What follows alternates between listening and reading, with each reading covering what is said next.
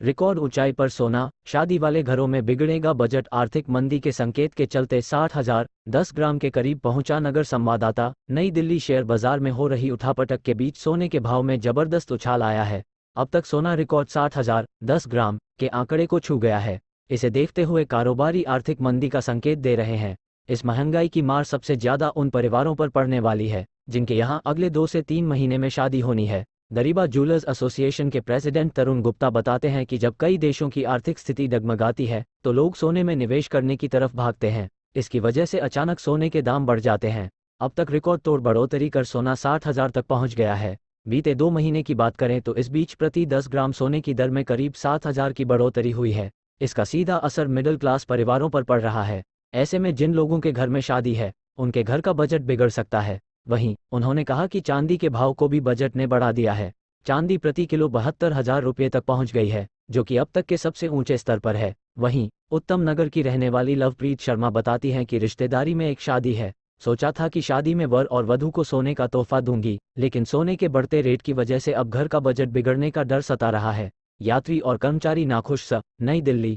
एक फरवरी को पेश किए गए आम बजट से ट्रेन में यात्रा करने वाले यात्री और रेलवे कर्मचारी नाखुश हैं। यात्रियों का कहना है कि इससे काफ़ी उम्मीदें थी, लेकिन उस पर पानी फिर गया। दैनिक यात्री संघ पालम के महासचिव बालकृष्ण अमरसरिया ने कहा कि कोरोना काल के बाद लोकल ट्रेनों का किराया काफ़ी बढ़ गया है। उम्मीद थी कि किराया कम होगा, लेकिन ऐसा नहीं हुआ। वहीं national federation of Indian railwaymen के प्रवक्ता एस.एन. मलिक ने बताया कि आम बजट से कर्मचारियों को राहत नहीं मिली, जबकि कोरोना काल में रेलवे कर्मचारियों ने मालगाड़ी, प्रवासी स्पेशल, ऑक्सीजन स्पेशल समेत कई मेडिकल उपकरणों की आवाजाही सुनिश्चित की। ड्यूटी के दौरान कई कर्मचारी वायरस की गिरफ्त में आ गए, जिससे करीब 500 कर्मचारियों की मौत हो गई। उनके परिवार को अब तक अनुग्रह राशि की सहायता नहीं दी गई है।